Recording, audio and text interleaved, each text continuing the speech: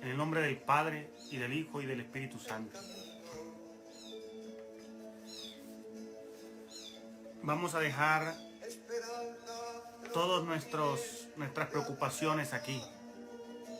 Vamos a dejar que la gracia de Dios nos llene, nos inunde.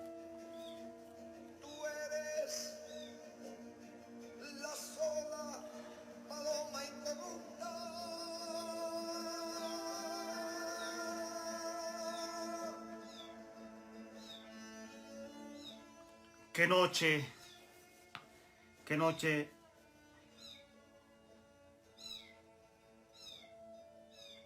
noche tranquila si es en tus brazos, Señor. Noche que va en su curso. Hemos vivido este día, Señor, contigo. Solo que muchos de nosotros no lo hemos notado. Esta mañana nos llamaste a la vida, cuando nuestros ojos se abrieron. Pronto se cerrarán nuevamente para el descanso nocturno. Todo es gracia tuya, Señor.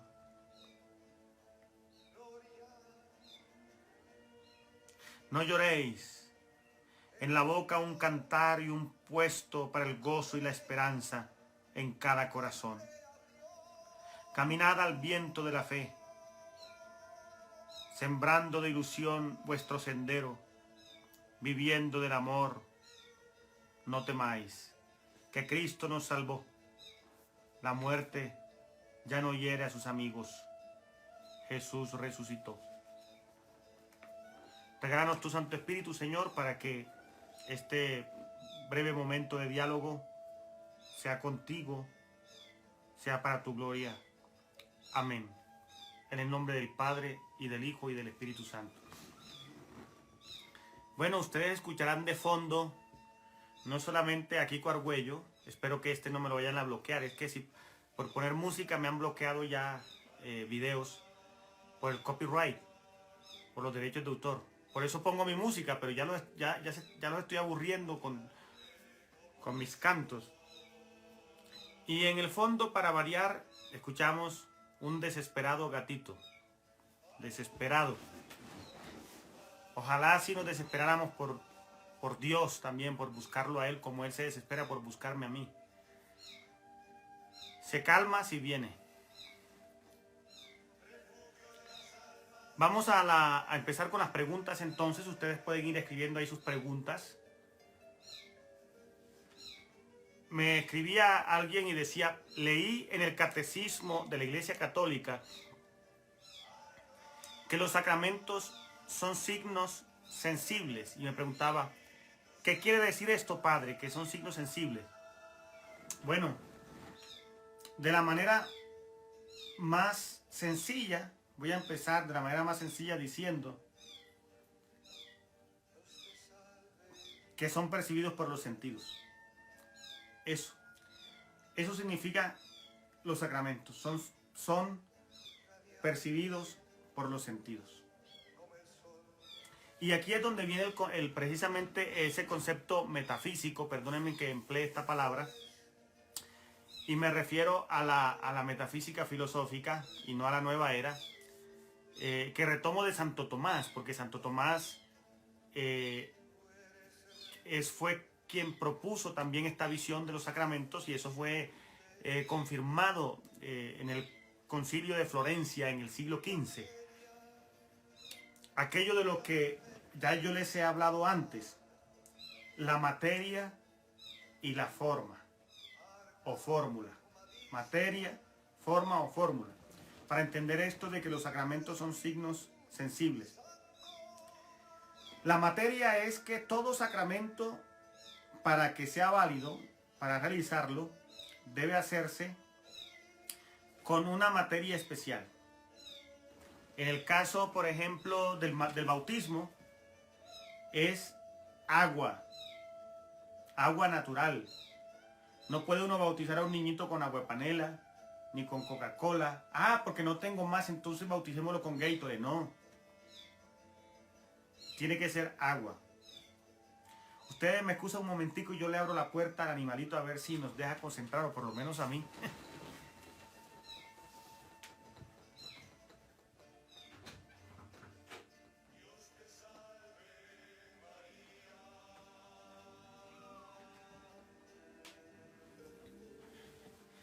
Ya viene el hermano gato. Entonces, la materia es eso, y la forma, esto quiere decir, se lo voy a explicar de la siguiente manera, pensé que aquí se iba a calmar, si venía. La materia requiere de un elemento concreto, por ejemplo, para la Eucaristía, que es el caso que nos ocupa, la materia es el pan ácimo. No puede ser otro tipo que como propusieron alguna vez algunos sacerdotes, no, pues es que Jesús consagró el pan ácimo, el pan, porque eso era de su época, pero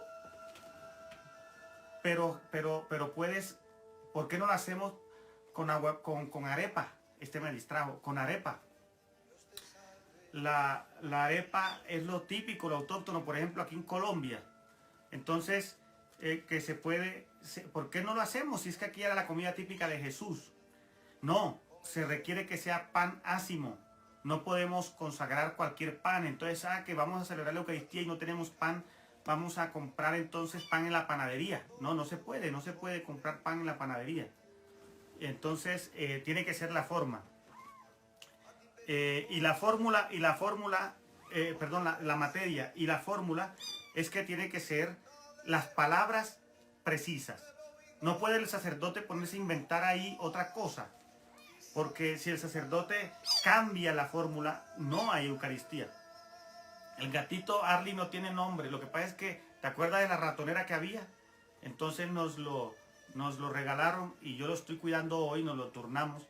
Pero si no ve gente, se enloquece y empieza a hacer bulla. Entonces me toca aguantarme está muy apegado a la gente.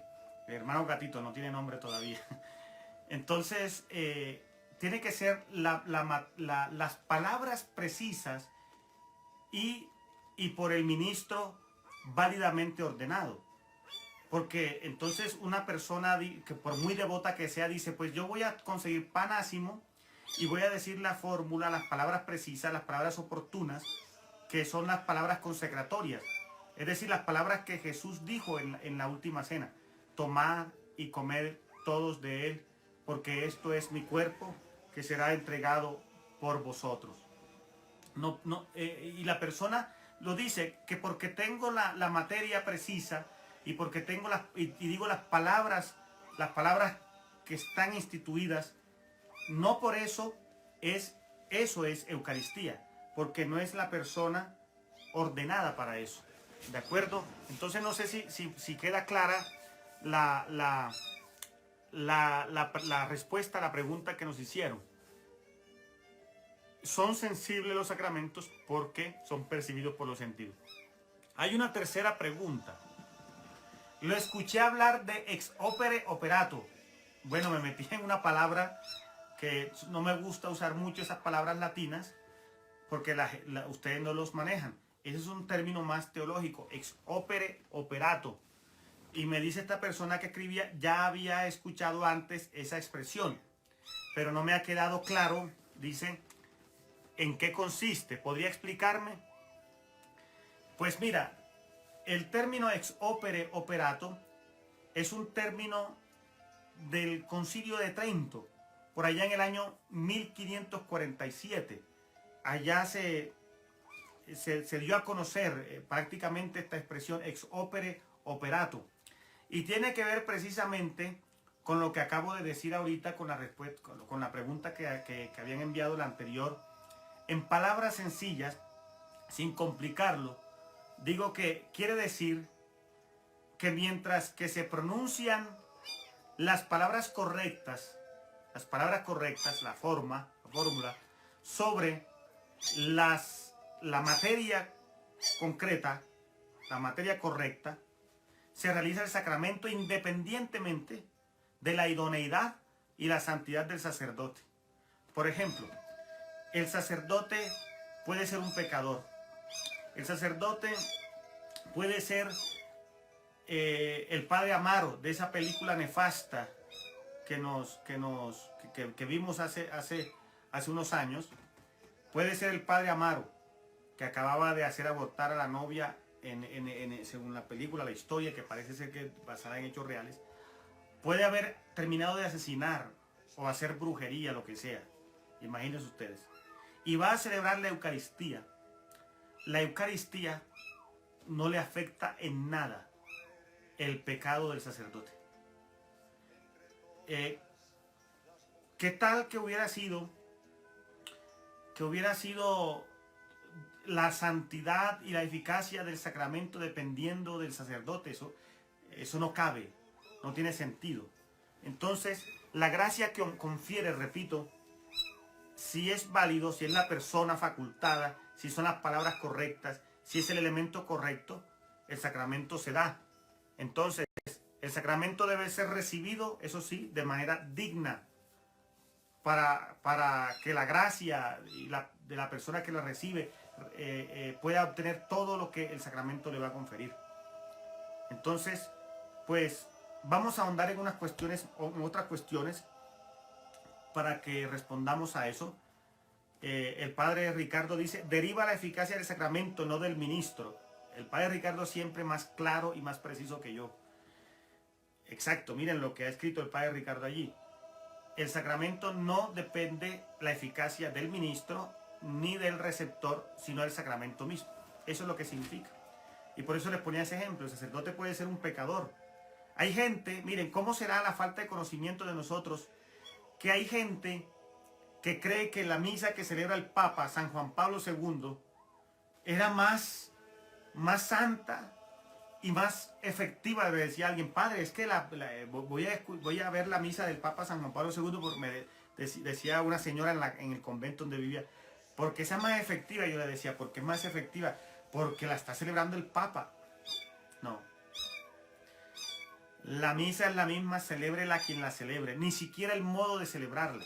Hay curas que son muy descuidados y celebran la Eucaristía de cualquier manera, como atropellando las palabras, y eso no significa que la misa va a ser más santa porque la celebre el sacerdote con una devoción. No. Eso es importante para él y por lo que eso puede ayudar al pueblo a vivirla. Yo pienso que es importante y que el pueblo puede vivir más la Eucaristía si el sacerdote la está viviendo, porque también ayuda, ¿no? Entonces el sacerdote la vive y la gente también empieza a vivirla. Pero si el sacerdote es un cura distraído, que celebra deprisa, la gente entonces también se va a distraer. Eso ayuda, pero no para la eficacia del sacramento, como lo dice muy bien el padre Ricardo. En los sacramentos no es el sacerdote quien actúa y confiere la gracia, es Cristo que realiza el sacramento y lo hace por mediación de la iglesia. Eso sí, lo hace por mediación de la iglesia, en este caso del sacerdote que preside la Eucaristía unido al pueblo de Dios, que es el cuerpo místico de Cristo, que es hay una unidad entre la iglesia y Cristo cabeza. Entonces eso. El segundo aspecto es que no es magia. Los sacramentos no son magia. Es el poder de Cristo el que actúa. Entonces hay personas que tienen una visión tan extraña. Por ejemplo, para las misas comunitarias, hay gente que se ha enojado porque alguien propuso que la misa que iba a celebrarse por su familiar fuera celebrada con otras intenciones. Y yo, no señor, yo no comparto eso. Padre, es que yo la pagué para que fuera. Sí señora, usted tiene razón. Pero ¿por qué se enoja? Y dice, no padre, porque es que es Dios, la eficaz, lo que le estoy pidiendo a mi marido es esto. La señora pensaba que, por ejemplo, Dios iba a dividir la gracia de la Eucaristía entre las intenciones que estaban allí, y eso no es verdad. Entonces hay gente que se enoja porque quiere que la misa sea solo por su ser querido. Bueno, eso se le respeta en las parroquias y todo eso. Yo por lo menos, ustedes notan que estoy celebrando las misas comunitarias. no me excedo en las intenciones, porque pues el derecho canónico establece también, además no estoy cobrando las intenciones. Yo no cobro el estipendio, porque pues yo no estoy, yo no en este momento, gracias a Dios, no dependo de los estipendios para mi manutención. Entonces celebro la Eucaristía con todas las intenciones que me mandan y la eficacia es la misma, absolutamente la misma. No es que el Señor dice, bueno, voy a repartir la bendición entre todos. Entre más limoneros, o sea, pierden la limosna. No, eso no se trata de eso. Así es que no se preocupen de mandar a celebrar una misa comunitaria. La eficacia, toda la gracia de Dios del cielo que va a derramar sobre ese ser querido, se derrama independientemente de cuántas intenciones haya. Esto no es magia. Hay gente que le dice a uno, padre, vuélvame a bendecir el agua. Y yo, ¿por qué? Porque no destapó la botella. Yo le digo, mira, la bendición de Dios atraviesa concreto, atraviesa todo. A veces le conferimos, pensamos que la gracia de Dios es como magia, es como no. Es la gracia de Cristo la que actúa. Entonces, el tercer aspecto que sí quisiera decirles en eso también es, debe ser celebrada válidamente. El sacramento debe ser celebrado válidamente. Quiere decir, ya lo explicaba, y lo explicaba también hace 8 días, por el ministro facultado para ello, a excepción del bautismo. El bautismo es un sacramento que puede celebrar, que puede administrar un bautizado en caso de emergencia. No es que tú dices, no, pues ahora por el COVID yo voy a bautizar a mis hijos, a no ser que en la parroquia, como vi precisamente con los nietos de Arly, que fue una cosa muy bella allá de la diócesis, una diócesis en España, que por estar en cuarentena ellos querían bautizar a sus hijos, ya que tuvieran la gracia de ser hijos de Dios y libres de la mancha del pecado original, y el sacerdote hizo lo que se puede. Le confirió a sus papás el permiso y él los iba guiando. Yo vi los videos, es bellísimo, bellísimo. Y ese bautismo es válido. Esos son de los testimonios que quedan y que vamos a presentar cuando todo esto pase. Cómo la iglesia siguió y cómo Dios fue haciendo su obra allí. Entonces, debe ser el ministro válidamente facultado. Y lo faculta la ordenación. Y la ordenación legítima. Porque recibe la sucesión apostólica de parte de Jesús a través de los apóstoles. Pero que haya una persona, un curita dio, como pasó en alguna...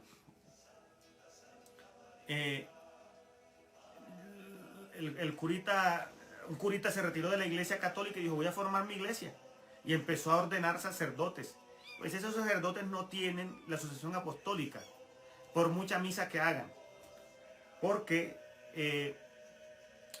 el que lo ordenó no es un obispo, es un presbítero. Los únicos que pueden conferir la sucesión apostólica son los obispos.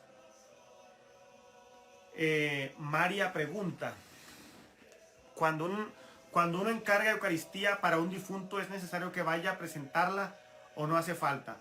A presenciarla. Ah, bueno, María, no es necesario, por lo que te decía, María.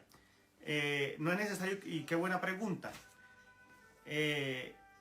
Para que los efectos, la gracia que Dios va a conferir a ese ser querido difunto se dé, no es necesario que uno vaya. Ya lo hemos dicho, el sacramento es eficaz en sí mismo.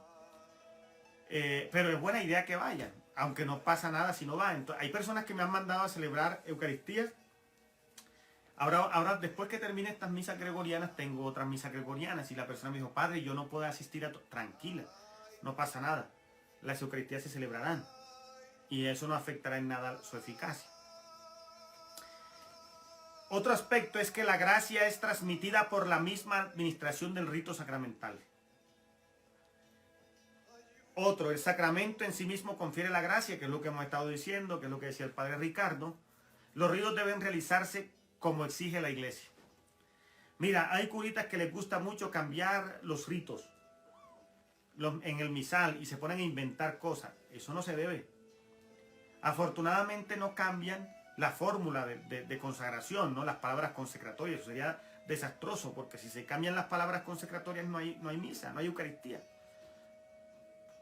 Por eso tienen que ser las palabras precisas sobre los elementos precisos por el ministro facultado por la iglesia, por Dios, por mediación de la iglesia.